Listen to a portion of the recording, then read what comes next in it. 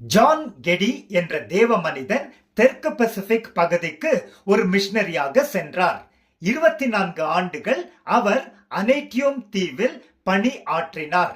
அவர் அந்த தீவிலிருந்து வெளியேறிய போது அங்கு வாழ்ந்த மக்கள் அவரது நினைவாக ஒரு நினைவு சின்னத்தை அமைத்தார்கள். அதன் மீது இந்த வார்த்தைகள் பொறிக்கப்பட்டு இருந்தது. ஜான் கெடி 1848 ஆண்டில் இங்கு வந்தபோது இங்கு கிறிஸ்தவர்கள் யாரும் இருக்கவில்லை. 1872 ஆண்டில் அவர் வெளியேறிய போது இங்கு கிறிஸ்துவிற்கு தங்கள் வாழ்க்கையை ஒப்பு கொடுக்காதவர்கள் ஒருவரும் இல்லை. இதுதான் உண்மையான கிறிஸ்தவரின் வேலை. எல்லா மக்களையும் மாற்றும் வல்லமை கொண்ட நற்செய்தியை மற்றவர்களுக்கு கொண்டு செல்வது ஒரு சிறந்த ஊழியம். இயேசு கிறிஸ்துவிற்குள் பிரியமானவரே, 2 உண்மையான சத்தியங்களை நாம் இங்கே காண்கின்றோம். ஒன்று, இன்றும் வல்லமையாக கிரியை செய்து வரும் தேவ வசனம்.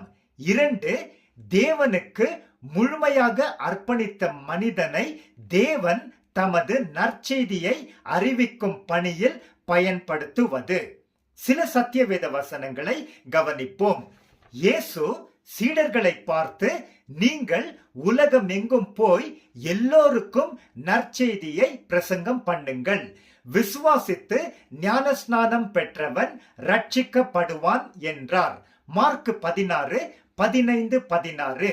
எங்களுடைய நற்செய்தி உங்களிடம் வசனத்தோடு மாத்திரம் அல்ல, வல்லமையோடும் பரிசுத்த ஆவியானவரோடும் முழு நிச்சயத்தோடும் வந்தது. 1 தெசலோனிக்கர் 1:5. சிலுவை பற்றிய உபதேசம் ரட்சிக்கப்படுகிற நமக்கு தேவ பலனாக இருக்கிறது. 1 கொரிந்தியர் 1:18. கிறிஸ்துவின் நற்செய்தியை குறித்து நான் வெட்கப்பட மாட்டேன். விசுவாசிக்கிறவன் எவனோ அவனுக்கு ரட்சிப்பு உண்டாவதற்கு அது தேவ பலனாக இருக்கிறது. ரோமர் 1:16. தேவ வசனம் விசுவாசிக்கிற உங்களுக்குள்ளே பலனாக இருக்கிறது. 1 தெசலோனிக்கர் 2:13.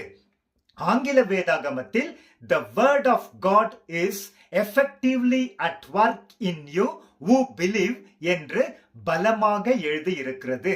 பிரியமானவரே, நாம் தொடர்ந்து தேவ வசனத்திற்கு வாழ்க்கையில் முதலிடம் கொடுப்போம். அது நம்மில் ஒவ்வொரு நாளும் செயல்பட்டு நம்மை நித்திய வாழ்க்கைக்காக ஆயத்தப்படுத்தும். தேவனுக்கே ஸ்தோத்திரம். ஆமென்.